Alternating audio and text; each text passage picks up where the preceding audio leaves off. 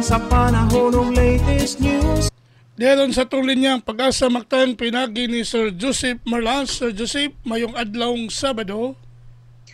Maayong adlawng Sabado usab, Sir Ariel, ug sa ato ang mga sukitig paminaw ug matong latest weather update.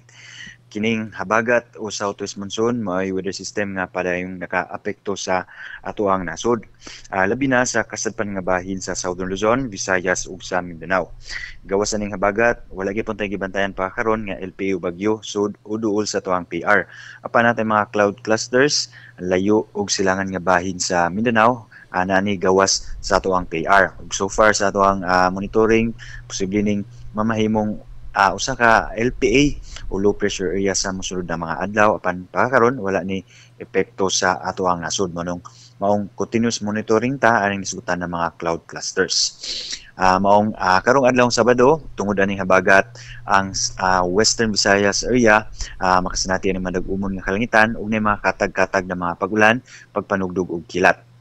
Taas usab ato ang tsansa aning mga pagulan diri sa Central Visayas. Natay medyo mapanganuron ngadto sa madag-umon nga kalangitan ug sa buntag pa lang ubang bahina diri sa Sugbo, apil na sa Bohol na natay padayon no na nakasinatig mga pagulan dala sa habagat.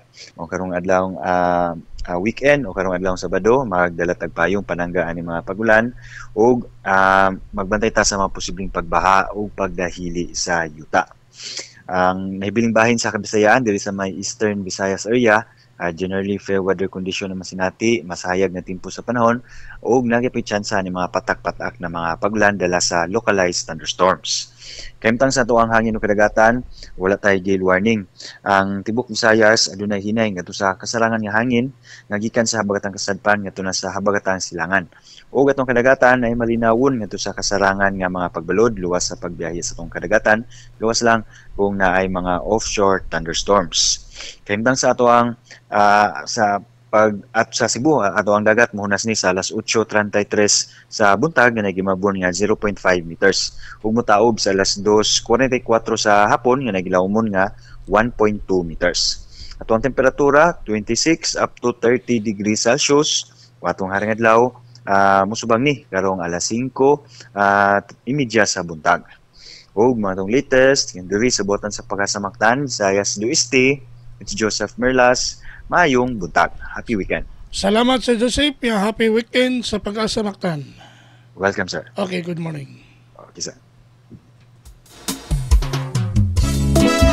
Inyong dadabati si Sir Joseph Marlas, ang atong weather specialist gikan sa Pag-asa Mactan. Cobra in action. Nga naghatod sa tong dagan sa kahimtang sa panahon nining adlaw nga Sabado, Hulyo 13, 2024.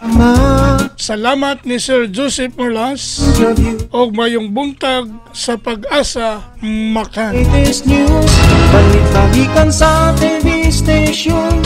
May pangukauban kang Cobra in action. Panauta o paminaw sa'yo sa kabuntagon.